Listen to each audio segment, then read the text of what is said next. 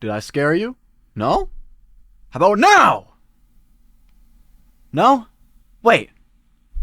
Are you blushing? You're blushing. You are a freak. You're a freak. What is the intro music? That's not an intro. Is this what we're doing? Really? No retakes or anything? We're not gonna workshop this? No. Okay. Play it, I guess.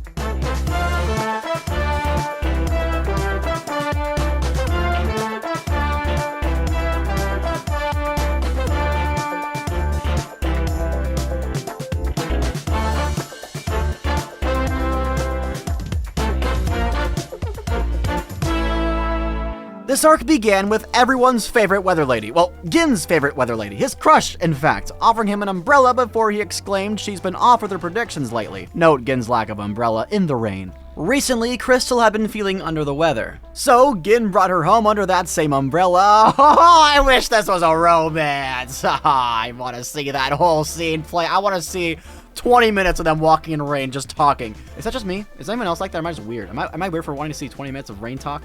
Oh, I want that so bad. Forgive me. I guess I'm clearly romance anime starved at the moment. I just finished Blooming to You and I'm broken. You should watch it. PSA to watch Blooming to You. Okay, I'm getting off track. Let's keep going. It's actually really funny because Gin brought her over here to the Odd Job simply to impress his crush. And I suppose with the hopes of putting her in a better mood and maybe getting her number or something. That never happened though, since there's obviously no possible way they could change the weather. This whole scene is downright hilarious. It's always great to see other sides of Gintoki we're usually not privy to. I mean, when else but with Ketsuno Anna would Gin be trying to impress someone all the while looking like a complete lovable and hateable if you're Shinpachi and Kagura dork, acting like the Oddjobs are some high-class establishment. Of course, that facade was broken the moment Kagura came through the door and served their guest Nilo, which I think is some sort of fruit juice. I don't know, man. Instead of vintage wine. So did Gin succeed? Well, after a Shikigami busted through the walls of the Oddjob's residence, she revealed herself to be an Onmyoji, the title bestowed upon those who were tasked with protecting the capital from evil spirits who could summon and control their own spirits by the name of Shikigami. The definition goes deeper than that, but let's try to keep it brief for the review. And dispelled it. She then gave the boss a summoning paper for Gedomaru, a Shikigami contracted to Crystal, for protection, since they were going to figure out and stop whatever was causing her predictions to fall flat. Oh yeah, speaking of Gedomaru, she has got to be my absolute favorite character and favorite new face introduced ever since, episode 139 with Tsukuyo. On all fronts, she is an absolute troll. Firstly, she pretended like she was her own mom answering a doorbell upon Gin attempting to summon her. Then, after further attempts were made, she roleplayed a whole family argument leading into the mom's freaking death, where after Gin's final attempt was made, she came back with her mom's portrait in mourning, with the ogre fellas who were supposed to be these villainous monsters, even being so kind as to offer to take her picture and place it somewhere it won't be damaged during the battle, to which she finally sliced them down to reveal that it was all an act. She is cold, and as she stated herself, demonic, and even exuded an air of malice with her statement that she'd be willing to turn on Gin if he showed any signs of weakness. Of course, before shamelessly and adorably hiding underneath Gin's robe when the Ketsuno clan began their assault. I love her so much! Oh my god! Sorry. Later, after meeting Crystal's brother, Seimei, he gave them some food, and Gedomaru stole some fish from Kagura. Look how cute she is! Oh my god! Oh. God, I got a bad cold today, I'm sorry. Woo!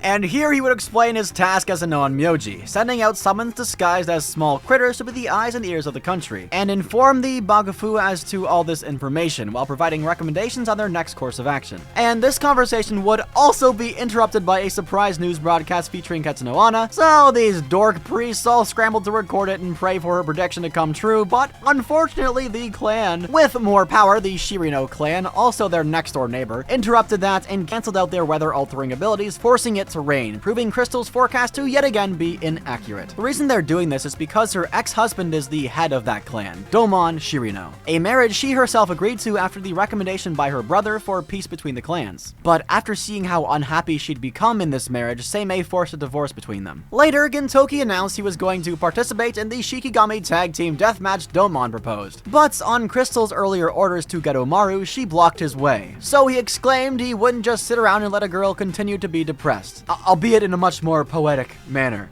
Gin's got away with words that I simply don't. Forcing Gedomaru to stand down and proclaim Gin as her second master. You know, as I write this arc, I'm realizing this is an arc less and less about Ketsuno Ano, which I thought it was going to be initially. It gives way more focus to her Shikigami than anything. And of course, more so the burden of pointless hatred spanning millennia, thousands of years, but we'll get to that later. Don't worry, it's coming. And here on the third episode would the real fun begin. So far, everything has been entertaining, but nothing too special. But the next 20 minutes absolutely blew me out of the water with some top-tier comedy. The first round of the aforementioned deathmatch wasn't combat at all, but a Pandemonium eating race. How is this a deathmatch again? And you might be wondering, what the hell is a Pandemonium? Well, I'm glad you asked, dear viewer. This, from the intro, is a Pandemonium.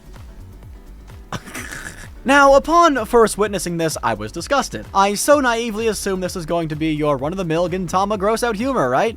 Oh, how wrong I was.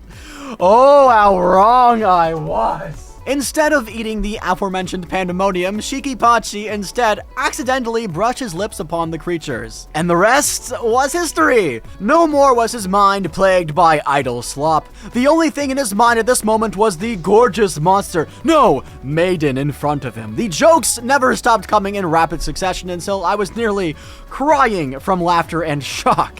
How Sarachi keeps coming up with these absolutely bonkers scenarios is absolutely, undoubtedly a mystery. But my god, does he know what he's doing. 10 out of 10 comedy scene. This is up there with the greats, like the toilet paper scene from the Yagyu arc, or the correspondence letter writing scene. Oh, it's so good. What the hell? This is absolutely wild. When all these arcs are done, and all the comedy arcs are done, I need to make a list and rank every single joke in Gintama. Or maybe I'll just like the best joke of every arc. I think that'd be a fun video, right? Anyway, Shinpachi's would-be girlfriend was eaten, so Kagura made their competitor puke up the already devoured Pandemonium, which resulted in a draw.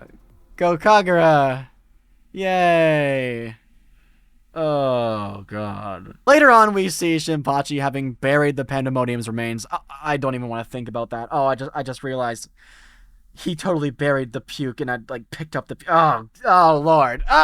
Let's not focus on that, because that wasn't shown. Thank you, Sarachi. Thank you, Sunrise. And we see Gedomaru yet again being the best troll ever, voicing Miss Pandemonium's final words, echoing on the winds as she insulted his intelligence one final time. The battle continued into the next round with some more comedy gold. The most crackshot spirit battle you've ever seen, which for some reason takes place in a wrestling ring, eventually ended up with Gedomaru knocking Gintoki's balls out of his scrotum?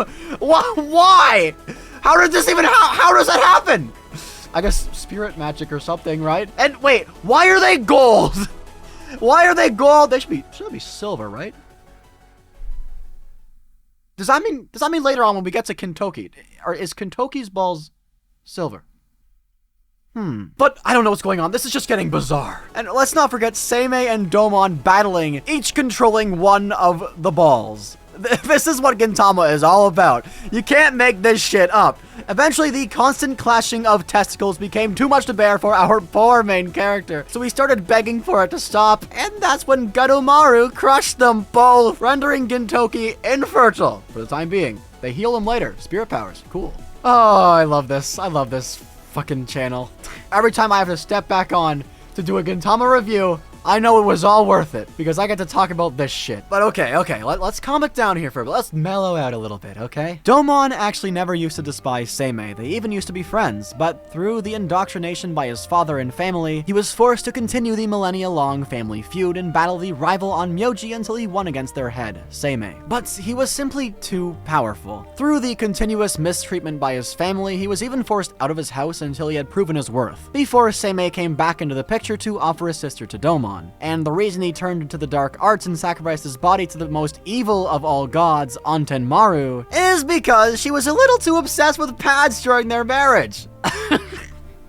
At least that's the only thing he could think of when Antenmaru was trying to channel his hatred, which just goes to show how little he actually needed to rely on Antenmaru here, highlighting even more the pointlessness of this 1,000-year struggle. Antenmaru himself was pretty underwhelming, actually. For being this all-powerful deity, he didn't look all that imposing. In fact, this is one of the few times I can say the show actually looked a little ugly. I suppose I just needed that little bit of extra detail and imposingness to this most powerful god. Granted, he's not in his own body, and as I just said, he probably needs someone with immense hate to actually bring out the full potential, but still a little disappointing. Especially considering the fact the show slows down to a halt when Ontenmaru is summoned, to the point it's funnily reminiscent of that famous One Punch Man scene where the Beast King waits patiently for Saitama to get rid of the dirt off his belt buckle. I know why Dio time exists and everything, but this is just one of those times the anime suffered from following too close to the manga. But you can probably guess what happens next. With some major help from Gintoki, who gets Lake Toya imbued with some spirit energy. Very cool, good.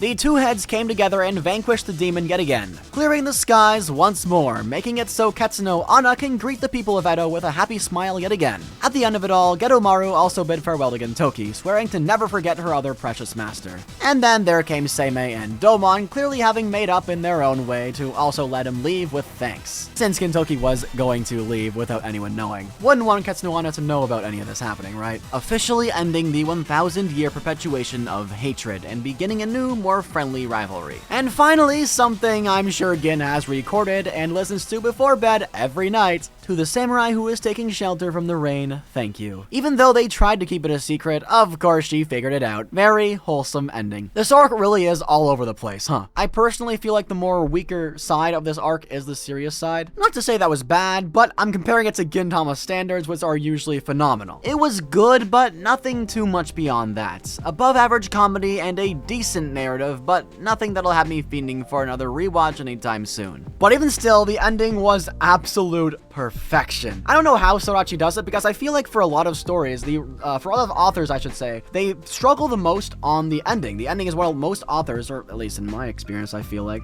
struggle with endings the most. But Sorachi, every single arc, I don't know how he does it, knocks it out of the park.